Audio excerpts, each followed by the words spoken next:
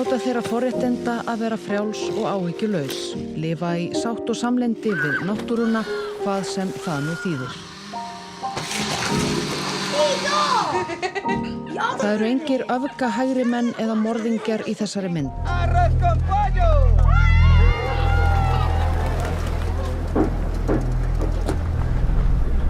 El Estado chileno abandonó o nunca le interesó esto realmente. Esa es la cuestión. Gobierno de México.